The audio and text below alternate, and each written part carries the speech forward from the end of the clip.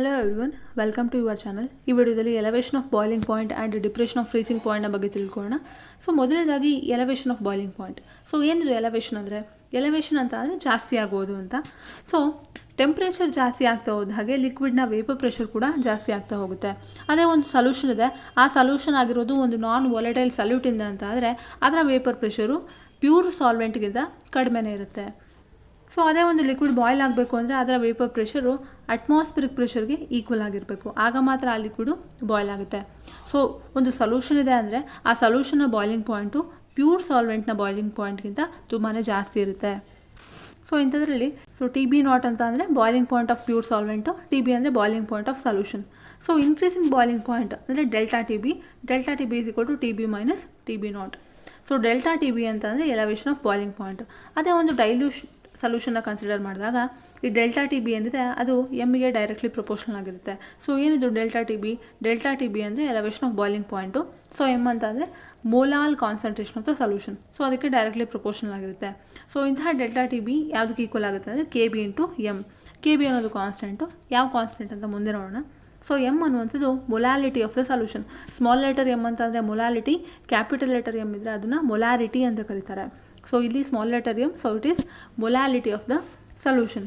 So ಈ K B ಇದೆಯಲ್ಲ, so K ಬಿಗೆ ಬೇರೆ ಬೇರೆ ಥರ ಹೆಸರಿದೆ. ಒಂದು boiling point elevation constant, or ebullioscopic constant, or molal elevation constant ಅಂತಲೂ ಕೂಡ ಕರೀತಾರೆ. ಸೊ ಇದರ ಡೆಫಿನೇಷನ್ ನಿಮಗೆ ಕೇಳ್ತಾರೆ ಜಾಸ್ತಿ ಕಡೆ.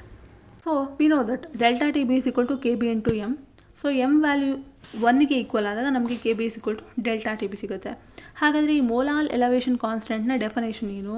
So molal elevation constant of solvent ಅಂತ ಅಂದರೆ the elevation of a boiling point caused by dissolving 1 mole of non volatile solute in 1000 grams of solvent. So elevation of boiling point ಅಂದರೆ boiling point ಜಾಸ್ತಿ ಆಗ್ತಿದೆ. So ಇದಕ್ಕೆ ಜಾಸ್ತಿ ಆಗ್ತಿರೋದಕ್ಕೆ ಕಾರಣ ಏನು? 1000 grams ಅಷ್ಟು ಸಾಲ್ವೆಂಟಲ್ಲಿ 1 mole ಅಷ್ಟು ನಾನ್ ವಾಲಟೈಲ್ ಸಲ್ಯೂಟ್ನ ಡಿಸಾಲ್ವ್ ಮಾಡ್ತಿದ್ದಾರೆ. ಸೊ ಆಗ ಬಾಯ್ಲಿಂಗ್ ಪಾಯಿಂಟು ಎಲಿವೇಷನ್ ಅಂದರೆ ಜಾಸ್ತಿ ಆಗ್ತಾ ಇದೆ. ಅದನ್ನು molal elevation constant or ebullioscopic constant ಅಂತ ಕರೀತಾರೆ. ಇದನ್ನು ನಿಮ್ಮ ಎಕ್ಸಾಮಲ್ಲಿ ಕೇಳ್ತಾರೆ. ಸೊ ಇದರ ಯೂನಿಟ್ ಏನು? Unit kelvin K G per mole. For example ಆಗಿ ಒಂದು WB ಗ್ರಾಮ್ಸ್ ಅಷ್ಟು ಸಲ್ಯೂಟು, ಅದರ ಮೋಲಾರ್ ಮಾಸು MB ಅಷ್ಟು ಇದೆ. ಸೊ ಅದನ್ನು WA ಗ್ರಾಮ್ ಅಷ್ಟು ಸಾಲ್ವೆಂಟಲ್ಲಿ ಡಿಸಾಲ್ವ್ ಮಾಡಿದ್ದಾರೆ. ಆಗ ಅದರ ಮೊಲಾಲಿಟಿ ಏನಾಗುತ್ತೆ ಆ ಸೊಲ್ಯೂಷನ್ದು ಅಂತ ಅಂದರೆ M is equal to WB divided by MB whole divided by WA into 1000. So ಇದನ್ನು ಮಲ್ಟಿಪ್ಲಿಕೇಶನ್ ಮಾಡೋಣ. ಸೊ ಆಗ 1000 into WB divided by WA into MB. So we know that delta T B is equal to K B into M. So ಅದಕ್ಕೆ ಎಮ್ನ value substitute ಮಾಡೋಣ. So ಆಗ delta T B is equal to K B into 1000 into WB divided by MB into WA. So ನಮಗೆ molar mass ಬೇಕು ಅಂತ ಆದರೆ MB is equal to 1000 into KB into WB whole divided by delta T B into WA. So ಇದರಿಂದ ನಮಗೆ molar mass ಸಿಗುತ್ತೆ. So next one is depression of freezing point. So depression ಅಂತ ಅಂದರೆ ಏನು? ಕಮ್ಮಿ ಆಗುವಂಥದ್ದು, ಲೋಯರ್. ಹೌದಾ? ಸೊ ಏನು? The lowering of vapour pressure of a solution causes a lowering of the freezing point compare to that of the pure solvent. So ಸೊಲ್ಯೂಷನ್ನ vapour pressure ಕಡಿಮೆ ಆಗೋದ್ರಿಂದ ಅದು ಏನಾಗುತ್ತೆ? ಫ್ರೀಸಿಂಗ್ ಪಾಯಿಂಟು ಕೂಡ ಕಡಿಮೆ ಆಗುತ್ತೆ as compare to pure solvent. Pure ಸಾಲ್ವೆಂಟ್ಗೆ compare ಮಾಡಿದರೆ ಸೊಲ್ಯೂಷನ್ನ ವೇಪರ್ ಪ್ರೆಷರ್ ಕಡಿಮೆ ಇದೆ. ಸೊ ಅದೇ ರೀತಿ ಫ್ರೀಸಿಂಗ್ ಪಾಯಿಂಟು ಕೂಡ ಪ್ಯೂರ್ ಸಾಲ್ವೆಂಟ್ಗಿಂತ ಕಡಿಮೆ ಇರುತ್ತೆ. ಹಾಗಾದರೆ freezing point of a substance ಅಂದರೆ ಏನು?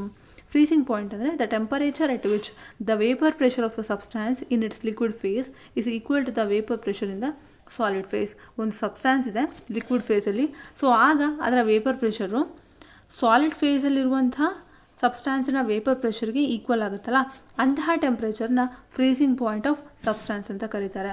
ಒಂದು ಸೊಲ್ಯೂಷನ್ ಫ್ರೀಸ್ ಆಗಬೇಕು ಅಂದರೆ ವೇಪರ್ ಪ್ರೆಷರ್ ಆಫ್ ದ ಸೊಲ್ಯೂಷನ್ನ ವೇಪರ್ ಪ್ರೆಷರ್ ಏನಿದೆ ಅದು vapour pressure of the pure solid ಸಾಲ್ವೆಂಟ್ಗೆ ಈಕ್ವಲ್ ಆಗಬೇಕು, ಆಗ ಮಾತ್ರ ಆ ಸೊಲ್ಯೂಷನ್ ಫ್ರೀಸ್ ಆಗುತ್ತೆ. ಸೊ ಒಂದು ರೌಲ್ಸ್ ಲಾ ಹೇಳುತ್ತೆ. ಅಕಾರ್ಡಿಂಗ್ ಟು ರೌಲ್ಸ್ ಲಾ ಏನು? When a non volatile solute is dissolved in volatile solvent its vapour pressure decreases and now it would become equal to that of the solid solvent at a lower temperature.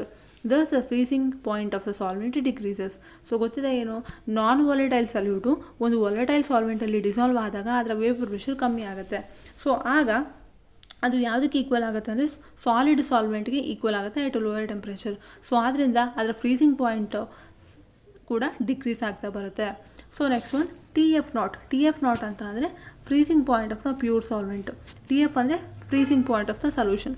So delta TF ಏನಿದೆ, so delta TF is equal to TF0 minus TF. So ಹಂಗಂದರೆ delta TF ಅಂದರೆ depression of freezing point. So ಅದೇ ಒಂದು dilute solution ಆಗಿದ್ರೆ, so ಅದರಲ್ಲಿ ಏನಾಗುತ್ತೆ, ನಮ್ಮ depression of freezing point is directly proportional to the molal concentration of the solution. So ಇಲ್ಲಿ ಒಂದು ಕಾನ್ಸ್ಟೆಂಟ್ ಬರುತ್ತೆ KF ಅಂತ. So delta TF is equal to KF into M.